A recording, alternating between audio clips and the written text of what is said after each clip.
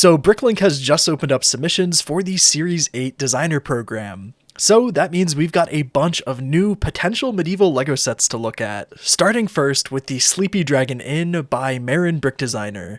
We've gotten a couple of peasant sets in the past couple of years, but this one really stands out to me. Obviously the red coloring is a big reason for that, though I will say it suits the theme well, and it's a not so subtle nod to the classic Guarded Inn set from the 80s.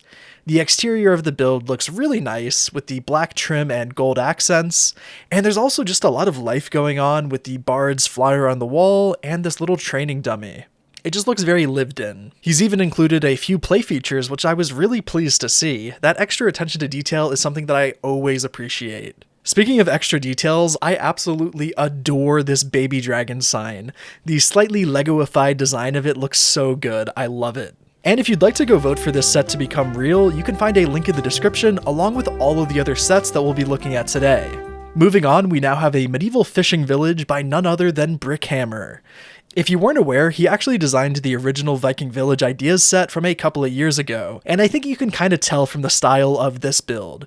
The fishing village contains a few different buildings that combine together to make a full village. There's a very lively looking fishing hut, a medieval sawmill, the tax collector's manor, and a guard tower, along with a couple of other smaller builds as well. This is exactly what I love to see in a medieval LEGO set, lots of playable space, but also a really solid looking build that I would love to display. It also seems like it would be a really fun set to modify and kind of combine together into a different layout. It just feels very modular and playable, if that makes any sense, and I would love to get my hands on it. And next up, we have a classic looking castle by Bricks82. The Eastern Fortress is a 4,000 piece monster of a castle, and it sports a pretty unique looking style. The walls of the build are unlike most LEGO castles that I'm used to seeing. They're just more angular and sharp, and they have some pretty interesting design quirks like these battlements on the front of the fortress. The walls are also placed on a slight angle, which gives the castle a more realistic appearance, at least to me. Overall, it feels like a one-of-the-kind castle while still having some of the hallmarks of classic castle sets, with loads of room to pose minifigures around. Next, we have a Herbalist College by Castor Troy. I just adore the color scheme of this build. The soft, mossy greens on top of the roof look lovely, and they complement the tan walls of the cottage perfectly. There's a ton of foliage everywhere you look, and a pretty decent looking interior as well. This build feels very polished, and I would not be surprised if it was picked for Series 8 at all. And if it doesn't win, I would love to see it get uploaded to LEGO Ideas. It's so good. And on a much more violent note, we have the Orcs Windmill by Callus. It's pretty rare to see orc builds nowadays, so I knew I had to include this one in my list. The tower does look pretty simple, but it has a bunch of mean-looking orc design cues with the bones and the dark red-skinned roof. It also has a really cool play feature that lets you work the mill. I was really surprised to see that. It's just such a fun and lively build, and I would love to see it become an official set, because we do not get enough orc stuff. And Callus, the designer of this set, has actually done quite a few orc builds that I think you should check out if you liked this one. Here's his Orcs vs. Barbarian village that is also up for voting right now. It's a really interesting mix of a display and play set, with a bunch of different buildings and minifigures throughout it. The round hut designs are really sweet looking, but my favorite bit is the Orc Shaman's Camp. It has a very weird and wacky design that feels straight out of the fantasy era of LEGO Castle. It's right at home with the orc theme, and I love it.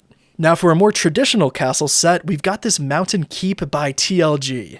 This castle has a very gothic vibe to it, especially with that central bell tower in the middle of the build. There's a ton of intricate details on the walls, but the designer didn't overdo it at all.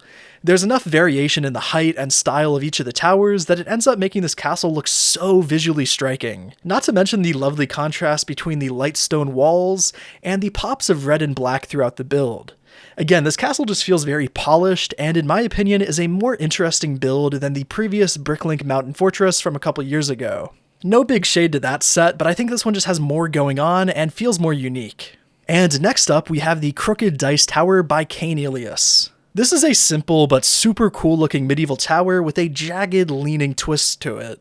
I just love how each floor is at a slightly different angle, and the exterior of the tower also looks pretty good with a freeform base. And of course, this tower also works for tabletop games with a hole in the top to shoot some dice down. It's just a really cool design, and I would love to see this win to get something a little bit different out of the Bricklink Designer series. Up next, we have the Dragon Master's Fortress by Brick Knight. This crimson-colored castle is built on top of a river of lava, and it even comes with a beautifully sculpted brick-built dragon. The castle's great and all, don't get me wrong, but man, I love this dragon design so much. It's built in the perfect scale for minifigures, but it's still packed full of details. I'm really hoping this castle makes it through because I would die to see the instructions for this little guy. And the castle itself is no slouch either, and it has one of the most menacing looking towers I've ever seen in LEGO Castle. The sharp edges of the roof look great, and I love how the horns are going up towards the tip. Though I do question why this peaceful looking bird has made his nest up there. This build is definitely my favorite of the entire list, and even though I'm not crazy about the Bricklink designer program, I would have to buy this set.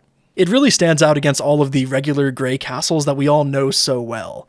I just love the fantasy vibes that it's got going on. It's just different. I like it. Anyways, we've still got a few more castles left in this list, starting first with another castle by Brick Knight. This one is a remake / homage to the classic Black Monarch's castle from way back in the day. The towers and overall layout are very true to that old set, but I still think they're special enough on its own merit.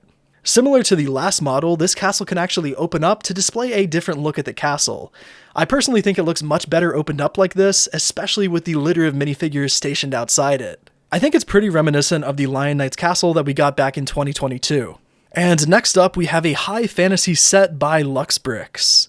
The Crystal Keep is a lovely little build of a small keep and a crystal cavern below it. It's populated with a bunch of these little gnome characters and a wizard with a small tower.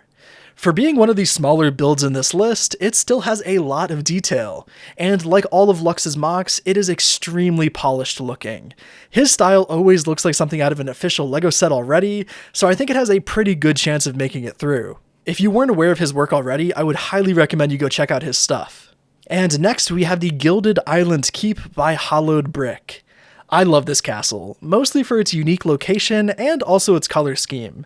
It also feels more like a trading hub than a martial fortress, if that makes sense. And according to the description from the designer, it's actually run by a merchant guild, so that checks out. There's a lot going on in this build, especially with the figs, so I would highly recommend you all go check it out for yourself, so you can kind of get a better idea of everything it has to offer. I think this one has a pretty good chance. It's kind of my dark horse pick for this list.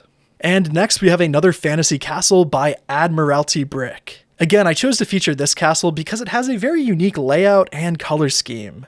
The dark gray, white, and gold looks fantastic, and it fits with the mythical dragon vibe going on pretty well. While I'm not a big fan of these overly detailed banners, I do think with some small changes it could be a better fit. Ignoring the banners though, I just really love the architecture of this build.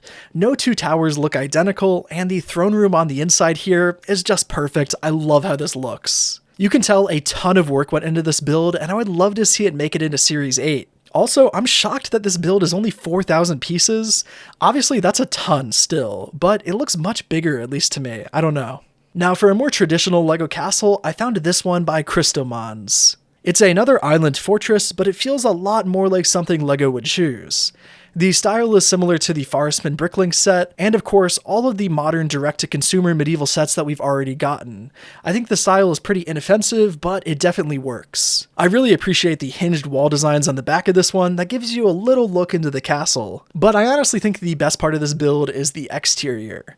The trees are simple, but they look lovely with this newer foliage piece, and that rockwork arch on the outside really just elevates the whole silhouette of this build and makes it look very sharp.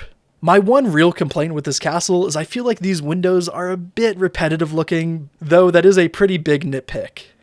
Now, before we take a look at the last castle of the list, I do want to show you this honorable mention. This is a little chibi style Lion Knight galley that I thought was such a cute build, and I had to include it in this list. It's only 600 pieces total, and if I'm being honest, I hope this one makes it into Series 8 the most. The Bricklink Designer series generally picks super expensive sets, and I'd love to see a smaller build like this one make it through, especially for those budget-conscious castle fans that would die for this set.